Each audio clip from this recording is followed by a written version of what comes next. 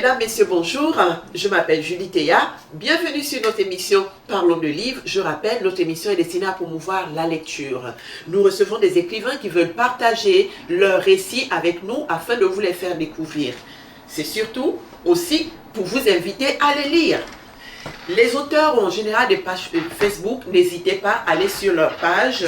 Vous lisez les romans, laissez-leur vos commentaires. C'est un plus pour les écrivains. Alors, aujourd'hui, nous recevons une dame. C'est donc Madame Louise Victoire qui va nous parler de son roman témoignage, La vie malgré nous. Bonjour, nous sommes ravis de vous recevoir sur Parlons de livres. Vraiment ravis. Merci de me recevoir. Voilà, alors vous allez m'excuser un petit peu, je nasille aujourd'hui, je nasille un petit peu pour les auditeurs, ne vous étonnez pas. Je vais essayer d'être le plus clair possible, malgré le nasillage ou nasillement. Alors, Louise Victoire, je vais vous laisser vous présenter brièvement aux auditeurs, leur dire qui est Louise Victoire. Alors, je suis Louise Victoire, j'ai 50 ans.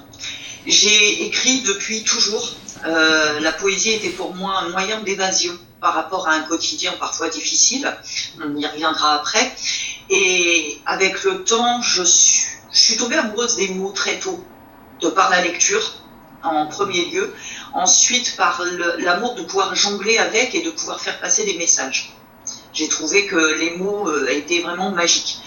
Je me suis donc mise à la poésie pendant des années. J'ai d'ailleurs fait plusieurs expositions en tant qu'artiste, mais sous mon véritable nom, puisque Louise Victoire est un pseudonyme. Et ensuite, j'ai aussi été écrivain fantôme pendant une période, pour des romans d'amour un peu fleur bleue. Et ma vie ayant été pas mal bousculée, et comme je n'ai jamais plus travaillé dans le milieu littéraire, lorsque j'ai recommencé entièrement ma vie, à l'âge de 44 ans, je me suis retrouvée à une période sans emploi. Et mon mari m'a poussée à raconter la vie malgré nous à travers ce roman. Et c'est donc mon premier roman en tant qu'auteur. Ah oui, écoutez, il est génial, il est génial. Je ne parle pas du contenu, parce que bon, le contenu, il n'y a pas, remarquez qu'il n'y a pas que le négatif dans le contenu, parce que ce récit est bien fait. Il n'y a pas que le négatif, il y a même, pour ma part, il y a trois tableaux. Voilà, on parle d'Henri au départ, on parle de Joanne, et puis on parle des amis, de la partie les aventures des fleurs de bitume. Voilà, donc c'est super, c'est vraiment un récit. Écoutez, on reste scotché là-dessus. Malgré le volume, oui, très très bien écrit. Vraiment, c'est un régal. Un régal. Alors, on va parler de Joanne. Ah là là, Joanne, mais en lisant, on se dit, mais quel monde, on vit vraiment dans un monde. Il se passe vraiment de ces choses parfois. Et déjà, je vous laisse nous parler de Joanne. C'est en fait nous faire le petit résumé de votre récit. Tout à fait. Alors, Joanne est née parce que au départ, j'ai écrit ma véritable histoire. Ce livre, c'est mon histoire. C'est mon vécu réel. Et c'était très très dur pour moi d'arriver à le raconter. C'était retourner dans l'enfer au quotidien, même en l'écrivant, était une véritable douleur. Et en plus, je ne voulais pas avoir ce côté égocentrique. Moi, petite fille, j'ai souffert. Moi, femme, j'ai souffert. Parce qu'on est beaucoup dans cette condition, et pas que des femmes. Beaucoup d'hommes aussi. Et j'en ai donc eu l'idée, mon conjoint m'a soufflé l'idée de parler d'une tierce personne. J'ai donc créé le personnage de Joanne. Ce prénom composé a été choisi volontairement, puisque Jo, quelque part, représente un peu tous les garçons. Et Anne, toutes les petites filles ou toutes les femmes. Et j'ai donc composé ce prénom afin que chaque lecteur ayant souffert puisse se reconnaître à travers cette histoire et en leur donnant l'espoir que tout est possible. La preuve, je suis là aujourd'hui, je suis heureuse, je vais bien dans ma vie, malgré tout ce que j'ai traversé. Et c'était le but de la création de cette héroïne. Ah là là, c'est fort, c'est touchant, c'est émouvant. Alors, le caractère qu'elle a, effectivement, on voit, hein, on ne va pas rentrer, mais il y a certains paragraphes il y a du moins une page que je lirai, un paragraphe qui résume vraiment le monde putride dans lequel Joanne a vécu. L'enfance qu'elle a eue. C'est ça. Et du coup, le caractère qu'elle a, parce que finalement, elle-même, elle le dit tout au long du livre, qu'elle est devenue la personne qu'elle est, après avoir traversé toutes ces épreuves. Exactement. Elle est devenue, voilà, quelqu'un de fort, hein, parce qu'il faut arriver à, comment dire, il faut vraiment arriver à surmonter, voilà. Parce qu'on se dit, comment peut-on sortir indemne de ce genre de passé? Comment on n'en sort pas indemne. Après, on devient n'importe parole, je pense. On a la main peut-être plus facilement tendue aussi, ou l'écoute envers les autres, parce qu'on comprend ce qu'ils nous disent. On est peut-être plus à l'écoute. Et l'avantage, c'est qu'on sait, donc on entend plus facilement.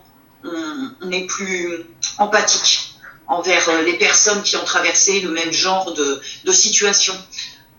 C'est pour ça que j'explique d'ailleurs dans ce roman pourquoi j'ai aidé longtemps dans des différents centres en tant que bénévole. Je le fais encore grâce aux réseaux sociaux. Beaucoup de gens qui soit m'ont lu ou ne peuvent pas me lire parce que ça leur rappelle trop leur vérité, mais viennent me voir en me demandant des conseils et je continue de le faire, de les orienter un peu sur la bonne voie en leur disant aujourd'hui je vais bien, parce que beaucoup s'inquiètent de savoir comment je vais aujourd'hui après avoir traversé tout ça. Et je leur dis je vais bien, aujourd'hui je suis heureuse. Et mon bonheur c'est de pouvoir partager ce livre en disant vous pouvez avancer, c'est autorisé, le bonheur vous y avez le droit. C'est pas un dû, c'est un droit. Et le tout, oui, parfois, c'est de se battre pour y arriver, de se donner des coups de pompe quand il le faut, et de se faire violence, et de refuser de devenir la victime. Surtout ça. Refuser d'être une victime. C'est ça. Parce que ce caractère qu'elle a, qui lui vient de son père aussi, hein, quand même. L'autodérision, c'est ça. L'autodérision, la joie de vivre, voilà, c'est ça. Comme tout au long du livre, d'ailleurs, elle le dit, rien n'est grave, même pas la mort. Même pas la mort. Même pas la mort, oui, voilà, tout à fait. même pas la mort. C'est vraiment, quand on lit, on sort d'un récit comme celui-là, c'est tellement, tellement touchant, c'est une excellente leçon de vie. Parce que finalement, on se dit, mais on se plaint des petits, vous voyez, des petites futilités de la vie, sachant qu'il y en a qui vivent encore des situations plus... Mais écoutez, c'est même, il n'y a pas de mots. Il n'y a pas de mots, oui. Je dis au lecteur, il n'y a pas de mots pour qualifier ce que a vécu Joanne dans son livre. Il faut vraiment le lire. Je vais lire un petit passage qui résume un petit peu pour donner une idée aux auditeurs de quoi on parle et que vous ayez la curiosité, les auditeurs, de lire, de prendre ce livre et lisez-le. C'est à la page 198. C'est, comme vous dites, c'est un poème. C'est presque ça. C'est un petit texte qui résume, pour moi, il résume vraiment tout, voilà, tous les feelings, tout ce qu'a vécu Joanne. Alors, j'aimais les poèmes parce qu'on vous lit un poème et puis le commentaire composé d'un poème. Il faut lire à travers les lignes. Oui. C'est ça, il faut lire à travers les lignes. C'est pour ça que j'aime bien en mettre en plus dans tous mes ouvrages, je mets des poèmes. Ça montre aussi au lecteur quels sont mes différents panels d'auteurs. Donc mes différentes plumes. On n'écrit pas un roman comme on écrit un poème, c'est beaucoup plus difficile de faire passer une émotion sur quelques mots plutôt qu'à travers 300 pages. Et c'est mon petit clin d'œil à moi, donc c'est aussi ma petite patte, c'est de glisser dans tous mes livres des poèmes. C'est ça. Et je ne sais pas si vous avez le livre devant vous. Oui. Alors, je vais peut-être vous laisser le lire. Oui, voilà. Parce que ça tombe bien déjà, moi avec ma voix nasillarde Et puis je suis certaine que vous mettriez plus d'émotions que moi dans ce passage. Que Donc, je choisis page 198. 198. Voilà, le poème qu'elle écrit, en fait le texte qu'elle fait lire à Sophie, sa tante, qui commence par 1000 pardons. Oui, je l'ai. 1000 pardons, j'ai oublié et ça l'agace. Je n'ai pas fait comme il faut, elle se lasse. Je m'inquiète toujours de ses pensées, ses réactions. Quand la colère la prend, je connais la sanction. Ça commence par des cris, des injures. Ses poings tapent dans le mire qui se fissure. Ils finissent immanquablement sur mon cœur meurtri. Car j'ai mal fait, tenu tête et répondu, alors elle me punit. Je me rabaisse, me couche, suppliant en larmes, pour qu'elle baisse enfin une fois les armes. Les coups pleuvent et mon corps torturé cesse de lutter devant sa méchanceté. Je n'en peux plus d'essayer, de me plier en quatre, si seulement elle pouvait un dernier coup m'abattre. Je veux que cesse la douleur, l'angoisse, la peur. Je ne veux plus goûter mon sang, ni voir sa couleur. Que cela cesse, j'ai trop mal, ses mains s'agrippent, à mes cheveux, à mon corps, à mes tripes. Je ne veux plus me relever, faites que la mort arrive. Elle me traîne au sol dans sa folie excessive. Il faut que cesse mon cauchemar, ma souffrance. Plus je supplie, plus elle s'en balance. Elle frappe encore et encore jusqu'à l'épuisement. Puis elle part enfin, je me relève doucement. Je reste seule dans ma douleur, le corps souillé. J'espère qu'elle va oublier de me veiller. Mais je me mens, je ne suis qu'une enfant. 1000 pardons. Je serai sage, c'est ça, 1000 pardons. Je serai sage, promis, je t'aime maman. Comme je dis, ce n'est même pas la moitié, c'est pas de ce que Joanne a subi. Lisez le livre, vous allez découvrir plus que ça. Mais là, j'ai choisi ce texte parce que c'est quand même le point de départ. Un enfant, il est protégé par qui? Par sa maman. Une fois que l'enfant perd la protection de sa maman ou son papa, eh bien, c'est parti là. Il y a vraiment... c'est l'ouverture, vous voyez, d'un monde... mais voilà. C'est là où ça commence partout. Ça commence par ça. Quand on regarde le profil psychologique de la maman de Joanne, on se dit, mais quel était le problème? Elle-même avait peut-être des traumatismes. On ne sait pas. Parce qu'à ce point, comme on se dit, mais c'est incroyable, c'est inimaginable. Ça dépasse l'entendement, le comportement d'une maman, de cette maman. Oui. Ça dépasse l'entendement, hein, franchement. Et pour répondre à cette question qu'on me pose souvent, non, elle n'en avait pas de base et j'ai été moi-même maman. Et non, je ne conçois pas qu'on puisse agir comme ça face à un enfant. On peut avoir un excès de colère, on peut être dépassé, on peut être fatigué, on peut être à bout parfois, mais jamais jusqu'à ce point-là. Il y a des choses impardonnables et qui sont inhumaines, qui vraiment tombent dans... C'est ça. Il n'y a même plus d'explication. C'est vraiment ça, c'est inhumain. Inhumain. C'est vraiment livrer son enfant en pâture. Livrer son enfant en pâture. Et sur une très très longue période, oui. Puisque ça dure toute l'enfance, l'adolescence et la vie de jeune femme. Puisque, voilà, on me met sous tutelle d'un conjoint qui est à l'identique et elle le fait en toute connaissance de cause. Donc, oui, c'est vraiment poussé à l'extrême. Oui. L'horreur à l'extrême. C'est ça, l'horreur à l'extrême. Et le conjoint après, parce que c'est ça, finalement, si des fois on se demande, le conjoint Damien,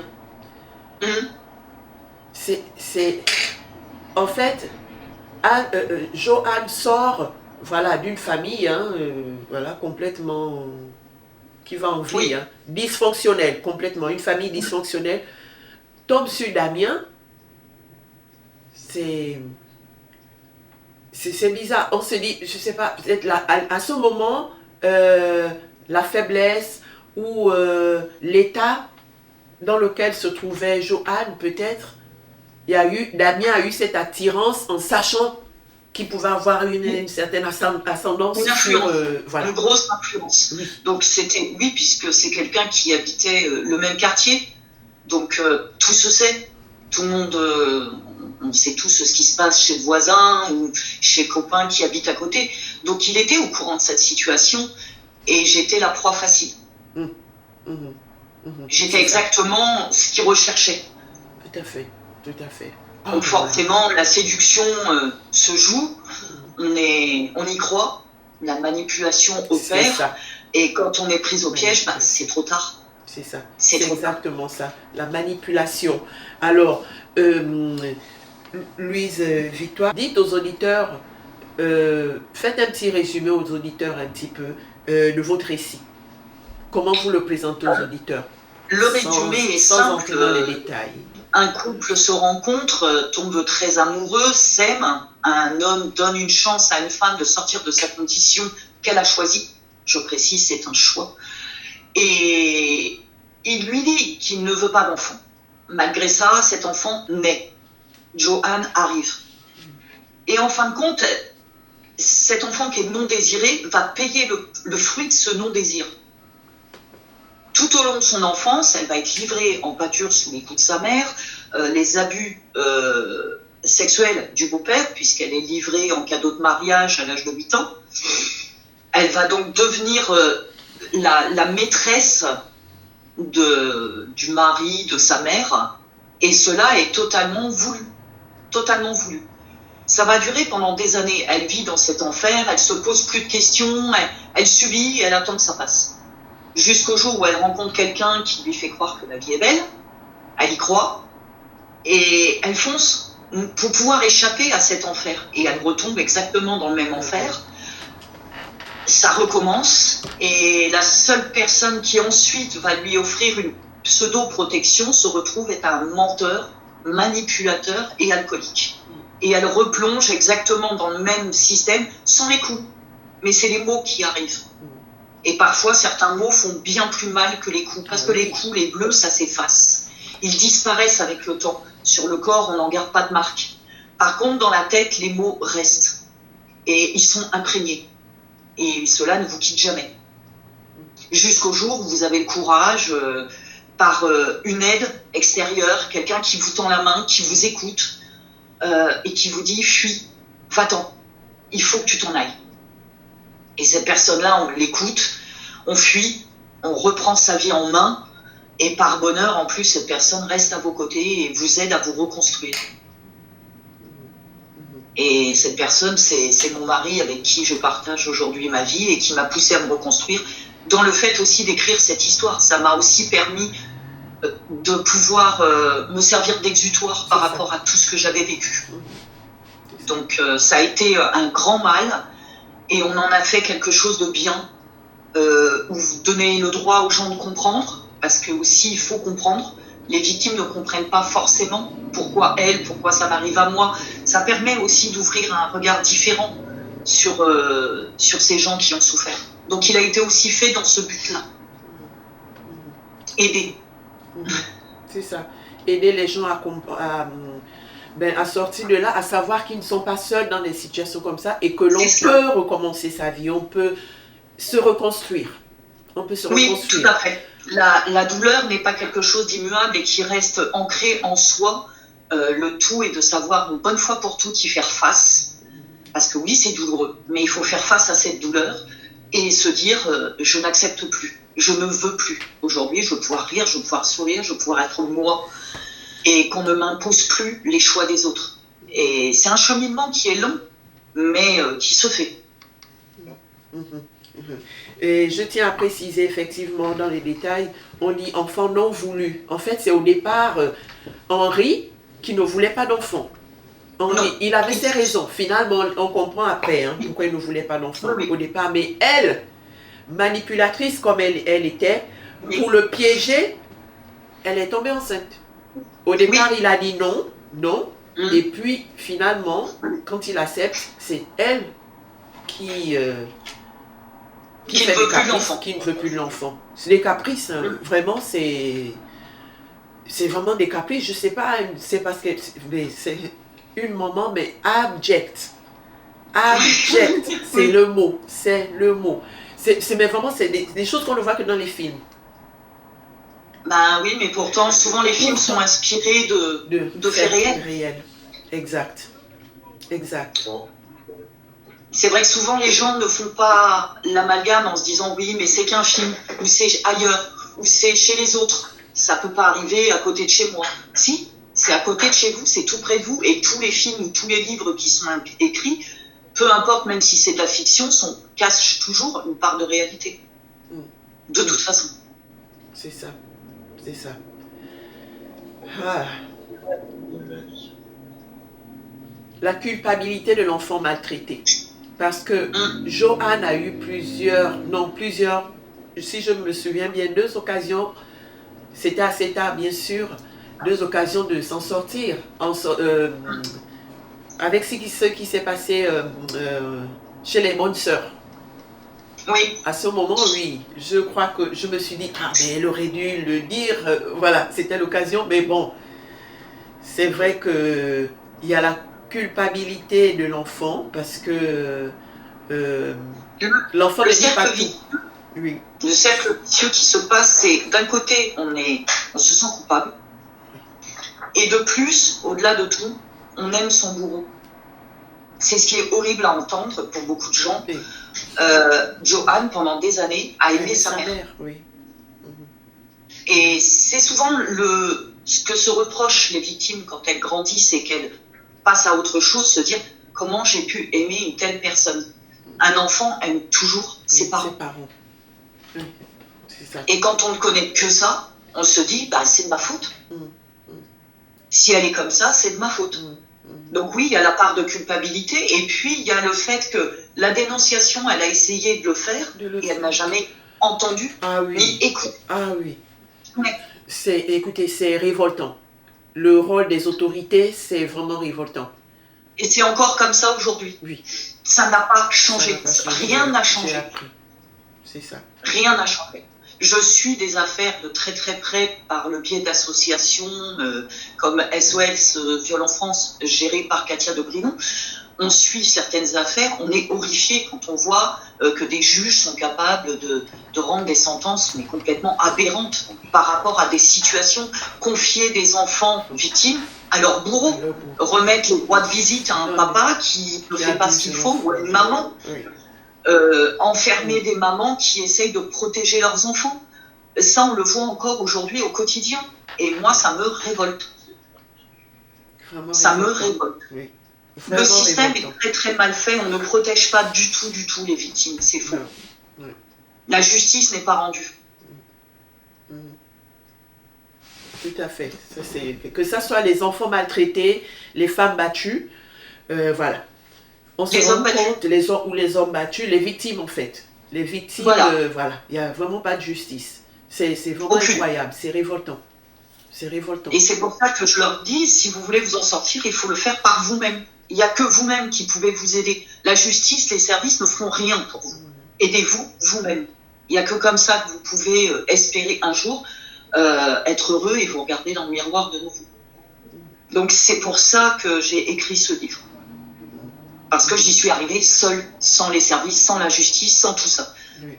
J'y suis arrivée seule. Et donc, si moi j'ai pu le faire, tout le monde peut le faire. Ça a pris des années, ça a pris 44 ans, mais vaut mieux tard que jamais. Jamais, c'est ça. C'est ça. Oui, c'est ça. Vous êtes un bel exemple à vous voir, voilà, vous pétez de joie de vivre, le sourire de vous. On a du mal à croire tout ce que vous avez traversé. Mais comme je dis, il y a les gènes. On sent beaucoup, vous avez beaucoup pris de votre papa, l'humeur, la joie de vivre, et aussi que vous avez trouvé ce compagnon très équilibré qui a su vous aider à vous reconstruire. Ça, c'est... Oui. Comme on dit, c'est guérir. C'est une bonne chose. Il y a des personnes qui vous brisent et il y a des personnes qui vous soignent et vous réparent. C'est l'effet, oui, effectivement, qu'il a eu psychologiquement dans l'écoute. C'est le plus important, c'est l'écoute. Et c'est ce qu'il a réussi à faire dès le départ, c'est écouter. avant même de dire, de donner des conseils ou quoi que ce soit d'autre, ça a été d'être à l'écoute. L'écoute est une chose extrêmement importante. C'est, je pense, ce dont les victimes ont le plus besoin. C'est ça. Ah là là. Les insultes aussi grotesques, j'ai jamais entendu. J'ai jamais entendu ça. Elle avait un beau florilège. Oh là là. J'ai jamais entendu, mais vraiment on en apprend. On en apprend. Et le pire, c'est qu'à côté de ça, c'était quelqu'un qui était apprécié, aimé, qui jouait les dames du monde, très élégante, elle était très entourée, donc très pervers parce qu'elle manipulait tout son monde. Tout le monde la chérissait, la portait au nu. C'était une femme bien, sous tout rapport, toujours très élégante, parfaitement tenue. C'était le pire des monstres. Double personnalité, exact. Oui, complètement. Complètement. Les manipulateurs ont ça naturellement en eux. C'est ça. C'est un don. C'est un don. C'est un don, oui. C'est ça.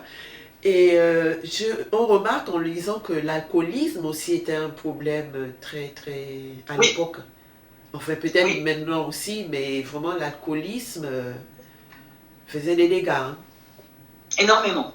Énormément. Mais c'était une alcoolique, on va dire, noble, puisqu'elle déjà ne buvait que de l'alcool de marque. Et elle n'était bien, lucide, qu'à partir d'une certaine dose d'alcool. Sinon, elle était en manque. Comme une drogue. Donc, voilà. Donc, il y avait la phase, je suis bien, je peux affronter les gens, aller en société, parce que j'ai ma dose d'alcool. Et après, quand la dose d'alcool est dépassée, là, le monstre se réveille, littéralement.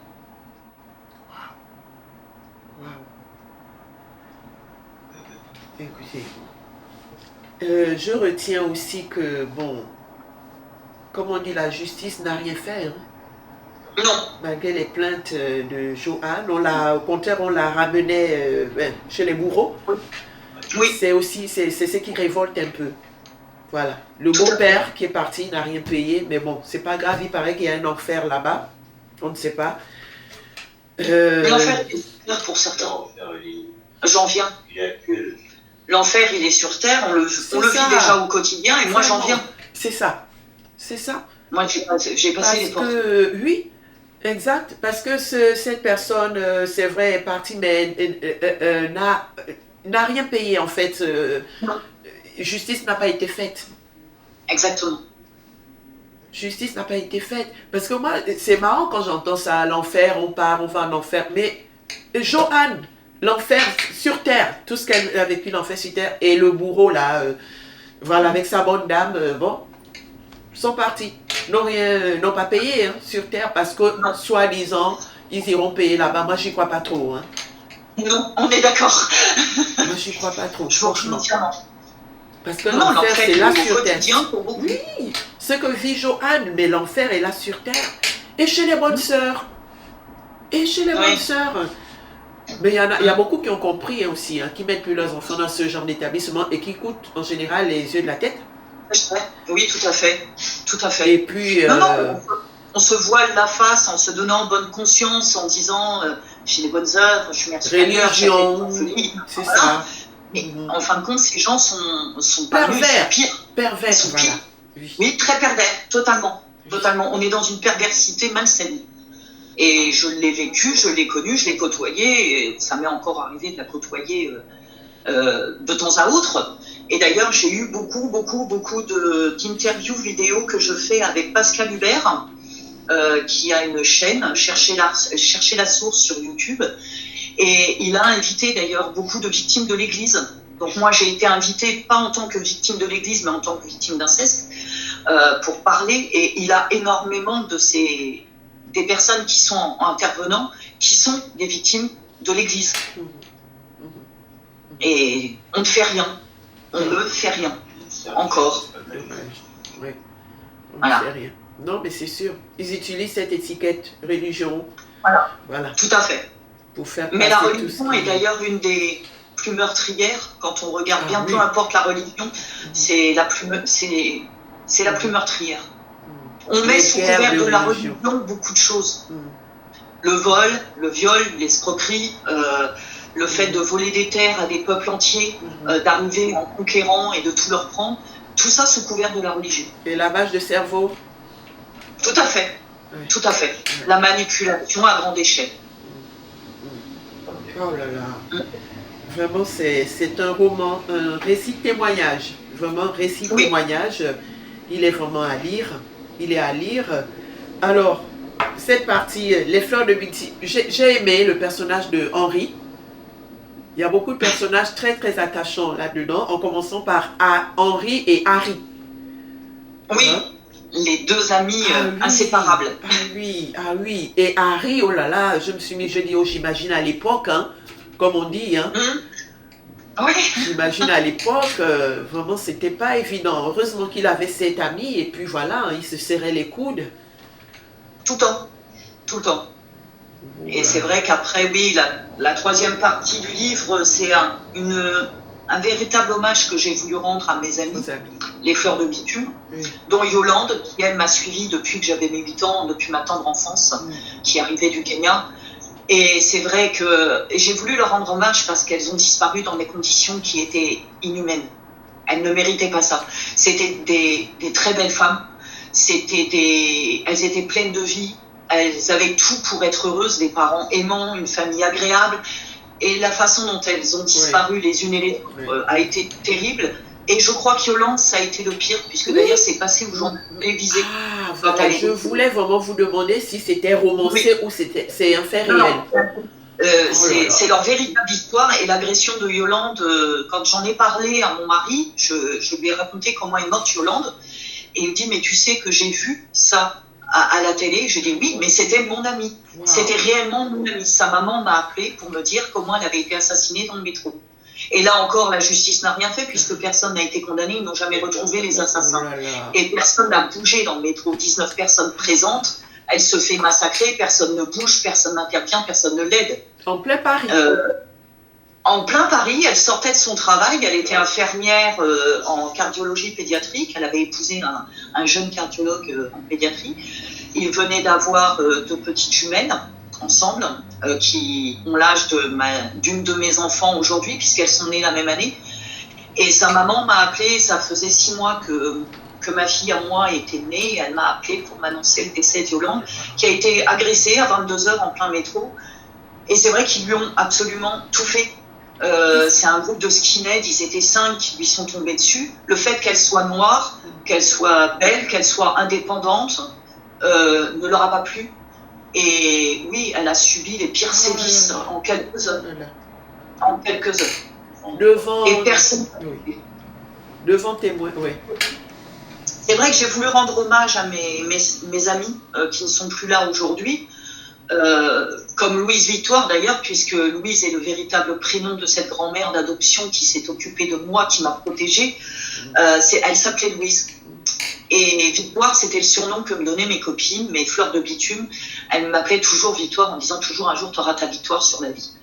Et ce nom d'auteur est arrivé comme une évidence. C'était un hommage que je voulais leur rendre. Bel hommage. Bel hommage. Vraiment, ce livre il est tout. Il est passionnant, captivant, troublant, émouvant. Vraiment, il est tout. Très bien écrit, bien structuré. Alors, Anjo, elle est toujours aussi pleine de magnétisme, Anjo? Oui. oui, toujours. Toujours, oui. D'ailleurs, j'avais ouvert un cabinet, mais j'ai arrêté parce que j'étais en état de souffrance, puisque je soulageais des gens qui subissaient de la radiothérapie, chimiothérapie, des choses comme ça. Je les soulageais. Mais le souci, c'est que comme je prenais la douleur, je me retrouvais physiquement en état de souffrance intense. Et donc, j'ai préféré arrêter parce que c'était trop violent. C'est pour ça qu'après, je me suis mis à écrire. Ça fait moins mal. C'est vrai, l'écriture, c'est des vers là. Voilà. Ça va vite. Mais en tout cas, vraiment super. Belle écriture. Belle écriture. Vous avez ça dans la peau. Vraiment à vous lire. C'est le premier, mais c'est vraiment la plume de quelqu'un d'expérimenté. Hein. Beaucoup d'autres. Oui. Donc il y a Mytho d'ailleurs qui devrait sortir début 2023, là, dans peu de temps, je pense février, début mars 2023. Donc j'ai Mytho qui va sortir. Mhm. Et ensuite, à la demande de beaucoup de lecteurs de La vie malgré nous, nous préparons une vengeance fictive de Joanne, mais qui ne sera pas violente, au-delà de tout. On utilise plus ou moins le karma et les aléas de la vie. Donc oui, j'ai encore plein de projets littéraires. J'ai un projet aussi de polar, thriller qui va se passer en Belgique. Enfin, j'ai encore plein de projets d'écriture qui viennent. Ben, super, super. C'est bien mérité ça. C'est vraiment bien mérité. Vraiment, merci. Merci à vous, mesdames et messieurs. La vie malgré nous, découvrez-le. Vraiment, découvrez ce récit. Comme je dis, il est émouvant, il est troublant. Et c'est un tout. Il n'est pas triste. C'est pas un récit noir, c'est pas un roman noir. Il n'est pas... Il n'y a pas que ça. Il y a effectivement cette vie... Joanne qui grandit, voilà, dans un monde, voilà, des parents, du moins une maman abjecte. Mais il y a ce papa, son aventure, sa vie, c'est intéressant, très intéressant, vraiment à découvrir. Et puis voilà, ses amis, hein, les fleurs de bitume, il faut le lire. Et il y a plein d'événements. Le livre est riche en informations parce que au-delà de la vie de Joanne, au-delà de la rétrospective, voilà, nous ramène dans le passé, elle nous donne quand même des informations, voilà, comme on dit, c'est un roman de témoignage, tout est vrai. Des événements, voilà, dans les années 70, Black Panthers, voilà, Davis, voilà. Il y avait quoi encore, il y a les événements qui ont bousculé le monde, Apollo 13, il y avait Amoko Cadiz. Oui, et c'est voilà. Les petites pointes culturelles que j'amène dans les livres. Tout à fait. Qui sont importantes. Et important. Il y en a beaucoup. La mort de Fernandel, Louis Armstrong, tout ça. Voilà, vous nous informez sur beaucoup d'endroits, Paris, le tourisme, des trucs à découvrir, le Gers, Nice. Oui. Mais il y a tellement d'informations. Mais c'est la raison pour laquelle je dis, on reste aimanté, c'est l'aimant, on reste aimanté sur vos pages. Parce que vous avez su rendre ce triste récit, voilà, la vie de Anjo, vous avez su rendre le livre attrayant, intéressant, captivant, marquant, parce que ça nous marque. Mais on ne reste pas sur une note triste en disant, parce qu'il y en a qui disent, oh là là, on n'aime pas les romans noirs, tout ça. Ce n'est pas du tout un roman noir. C'est ça. Parce que vous avez cette richesse. Oui. C'était le message qu'on voulait surtout faire passer. Oui, l'histoire est dure, mais il y a toujours la lumière. On a fait quelque chose de quelque chose de très noir, on en a fait quelque chose de réussi, de beau et de plein d'espoir. C'est surtout ça que je voulais donner dans ce livre, c'est l'espoir. Et oui, comme je dis souvent, oui, le rire et l'humour sauvent de beaucoup de choses. C'est ça. C'est vraiment c'est votre esprit qu'on retrouve dans le livre. C'est vraiment ça. Malgré tout ce que vous avez traversé, vous restez une personne positive. C'est ce qu'on voit. Toujours. Et c'est ce que vous avez réussi à mettre dans ce livre.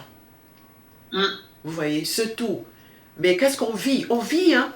Ce livre est vivifiant. On vit là-dedans. C'est incroyable. On vit vraiment dans ce livre. Et c'est magnifique. Vraiment super. Magnifique. Ça, intense. Il est intense. Très intense. Poignant. Merci. Merci beaucoup. Alors, vous dites aux auditeurs où on se procure votre livre. Sur Amazon. Rien qu'Amazon. Sur Amazon. Okay. Oui, rien qu'Amazon. Je suis auto-édité donc via Amazon. Mesdames et messieurs, je vous invite vraiment à découvrir cette histoire parce que c'est pas un roman, un récit comme ça, inventé. Non, c'est vraiment la vie. C'est la vie de Joanne, vie réelle, et on en apprend beaucoup. Et ça donne vraiment des leçons. C'est des leçons de vie que l'on retrouve là-dedans. Et puis ça nous donne les réalités. Hein. Vous voyez, devant les victimes qui se retrouvent comme ça, abandonnées à elles-mêmes, on ne peut pas compter sur les autorités, la police, vous appelez la police, oh bon, voilà quoi. Voilà. Une femme se plaint, c'est vraiment révoltant. Alors ça nous fait réfléchir. On se met tous à la place. Quand ça nous arrive, qu'est-ce qu'on fait? Ça peut aussi, ça aide à prévenir. En disant, Oui, on ne va pas tout à dormir fait. sur nos lauriers en pensant que la police est là, nous protège, voilà, les autorités, les assistances sociales qui font des rapports, mais vraiment bidons. Bidons. Oui, oui. Oui, oui, parce que derrière, il y a de l'argent, il y a des gens d'influence, parce que, bah oui, les parents enfin mes parents, les parents de Joanne, avaient de l'argent, avaient des membres influents dans leurs connaissances, et donc on efface les dossiers, on laisse passer, parce que c'est pas la peine, et c'est ce qui se passe tous les jours. Tous les jours. Tous les jours. Et aujourd'hui, on le dit, c'est au niveau de l'Église, c'est au niveau des gouvernements, c'est au niveau de tous ces... Rien n'est fait, et tous ces gens-là, en plus, bien souvent, sont coupables, au même titre que Louis, au même titre que la mère de Joanne. Ils ont exactement la même culpabilité. En même temps, ils ne vont pas se juger entre eux. C'est mal placé.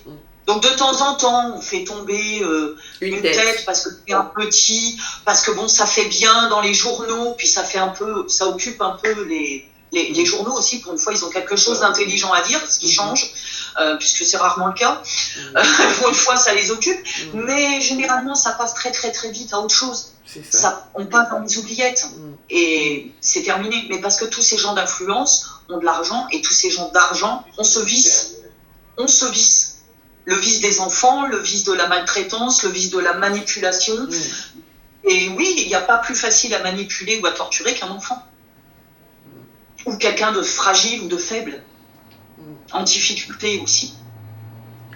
C'est vraiment ça. C'est pas du pipeau. Hein. Nous vivons dans un monde sordide. Sordide. Exactement. Totalement. Sordide. Très sordide. C'est pour ça que continuer à garder le sourire et l'humour à l'heure d'aujourd'hui, c'est pas facile, mais il faut le faire. Parce que c'est nécessaire pour sa propre santé mentale, pour éviter de sombrer. Il faut pas. Il faut surtout pas leur donner raison. Donner raison à ses bourreaux, c'est les faire gagner. Donc, être optimiste, se battre tous les jours pour être soi-même et être bien, c'est leur donner tort. Et ça, c'est la plus belle des vengeances. Oh là là, écoutez, la pédocriminalité, quand on entend, mais qu'est-ce que ça a fait? On ne sait pas. En France, qu'est-ce qu'ils font? En France, c'est des gens qui ont pignon sur rue qu'on publie. Ces gens-là écrivent des livres, sont signés avec de grosses maisons d'édition, ils racontent leurs histoires. Et ça choque pas. Ça choque pas. Dire dans un livre qu'on a aimé violer des enfants, qu'on a aimé jouer avec, qu'on s'est fait plaisir, ne choque pas. Les grosses maisons d'édition les éditent, ces gens-là. C'est une honte. Donc après, je ne sais pas comment ça se passe dans d'autres pays. En France, c'est cool. Partout. Ici aussi. Partout. C'est mondial, je vous assure. D'accord. C'est pas une idée que je me fais. Non. C'est des gens bien organisés, c'est des gens de pouvoir. De toute façon, quand vous voyez que voilà, des choses se font et qu'il y a impunité, voilà. Il ne faut pas se poser des questions. Il ne faut pas se poser des questions. Non, d'accord. Vraiment. Mais il ne faut pas laisser faire. Non, il ne faut pas. Il faut continuer à se battre. C'est ça. Vraiment. Et à garder le sourire. Un grand merci à vous, Louise Victoire. Merci pour ce beau récit. Très instructif, informatif. Vraiment, ce livre a intérêt à être dans toutes les maisons. Vraiment, dans toutes les familles. Parce que ça permet d'être aux aguets aussi, d'ouvrir les yeux et penser que nous ne vivons pas dans un monde de bisounours. Le danger, il peut venir de partout. De partout. Exactement. C'est ça. Exactement. Et puis, dire les choses, il faut le faire. C'est important pour les autres. Parce que ça les protège, c'est une façon de les mettre en garde, de leur dire attention, méfiance, ne faites pas confiance, vous ne pouvez pas vous permettre. Et c'est aussi écrit dans ce but-là, ouvrez les yeux, regardez ce qui se passe autour de vous, ne faites pas confiance, ne laissez pas les choses se faire non plus, battez-vous pour défendre des gens qui méritent qu'on les aide ou qu'on les défende. Ils n'en ont peut-être pas les moyens, ils n'en ont peut-être plus la force aussi parce que certains abandonnent et baissent les bras. Et si on est là pour se battre pour eux et pour les aider, ça va leur redonner peut-être un peu d'espoir et l'envie de vivre et pourquoi pas à leur tour de se battre et d'aider. De se battre et dénoncer et en parler. tout le temps, Voilà. pour que les gens soient regardés. Ce livre est devenu quelque part pour beaucoup une leçon. Certains me disent, je me plaignais souvent de ma vie ou autre, et maintenant quand je me plains, ils l'ont mis dans leur bibliothèque, et j'ai une lectrice qui me le dit à chaque fois que je vais pas bien, je vois ton livre dans la bibliothèque, je dis, ah, te plains pas, sinon Jo, elle va se fâcher. Et elle dit, j'ai gardé tellement ton livre en tête, elle dit, il est là, il est en devanture, elle dit, et je le mets exprès en de vue pour vraiment me booster par rapport à des fois quand je me sens moins bien. Et j'ai beaucoup de lecteurs, oui, qui me l'ont dit que ce livre les avait aidés à ne plus se plaindre, à arrêter de regarder les petits bobos du quotidien. Ça me fait très plaisir.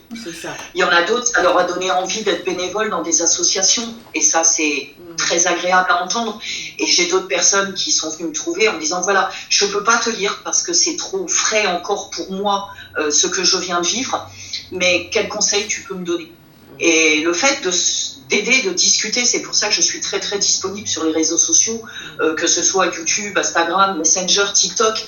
Je suis extrêmement disponible pour tous ces gens qui ont besoin, quelque part, ou d'en parler, ou simplement de me dire, voilà, j'ai acheté votre livre et voilà ce que ça a produit chez moi. Ça m'a aidé, ça m'a fait du bien, je vois ma vie en rose aujourd'hui, presque. Il y en a certains, c'est presque ça, je me plaignais, mais franchement, je n'ai pas de quoi me plaindre. Et moi, pour moi, c'est une belle récompense. Oui, oui. Non, mais franchement, c'est vrai. C'est vrai ça. Avoir le courage de faire ce témoignage, vivre ce qu'un enfant a vécu, comme celui de Joanne, c'est incroyable. Vraiment incroyable. Le plus difficile a été d'arriver à le raconter la première fois. L'écrire en livre a été un petit peu moins dur parce que Joanne est née, cette tierce personne pour me représenter est née. Et comme je vous ai dit, j'aime pas du tout le côté égocentrique, moi j'ai souffert, moi, donc voilà, d'où la naissance de Joanne. Mais là, le plus difficile a été de raconter, oui, la première fois à mon mari qu'elle avait été ma vie. Et le fait qu'il m'écoute sans rien dire et il me laissait me vider, me soulager de tout ça, ça a été un voyage difficile, mais nécessaire. Bel exutoire, tout à fait. Tout à fait. Vraiment, encore merci. Franchement, merci pour ce livre. Voilà, et puis on se dit donc à très très très bientôt. Merci. Très bientôt. Voilà, mesdames et messieurs, écoutez, je suis encore dans l'émotion. Je sors donc de cet échange. Voilà, vous avez vu l'échange avec Louise Victoire par rapport à son livre. C'est vraiment, cette dame nous donne vraiment une bonne leçon d'humilité, de gratitude parce que on se plaint toujours des petits bobos de la vie, non, j'ai ci, ça, mais si lisez le livre, vous allez voir ce qu'elle a traversé en tant qu'enfant. De son plus jeune âge jusqu'à, je ne sais pas, 18, 19 ans, lisez-le. Vous allez voir, en fait, pour moi, je me suis posé la question, mais c'est impressionnant de constater la force qu'un enfant peut avoir en lui. Parce que Joanne, avec son parcours, et tout comme elle a pu affronter, vivre ce qu'elle a vécu, et aujourd'hui, on la voit, elle est une dame épanouie, voilà. Elle a fait preuve de résilience, elle avance dans sa vie, comme elle dit, elle s'est reconstruite. Même si elle n'oublie pas, les cicatrices sont là, mais elle est positive et elle avance dans la vie. C'est vraiment une bonne leçon, ça. C'est une bonne leçon, comme j'ai dit, de gratitude.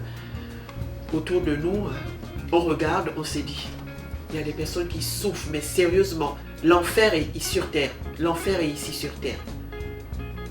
Lisez ce livre. Vraiment, il est à lire. Lisez-le. La vie, malgré nous. Et elle a une belle écriture et un bel esprit également parce que malgré tout ce qu'elle a subi, tout ce qu'elle a vécu, elle ne reste pas dans le négatif. Elle nous donne de belles informations, il y a de belles descriptions, elle nous parle des événements, elle nous parle, elle nous donne des références musicales, voilà, de littérature aussi. Elle parle de tout dans ce livre. Très très intéressant. Un livre très intense. Lisez-le. Recommandé. Je recommande. Voilà, mesdames et messieurs, vous aimez Parlons de livres, N'oubliez pas, abonnez-vous, encouragez-nous, vous savez. Abonnez-vous, subscribe, mettez le pouce et partagez. Je vous remercie, on se dit à très bientôt.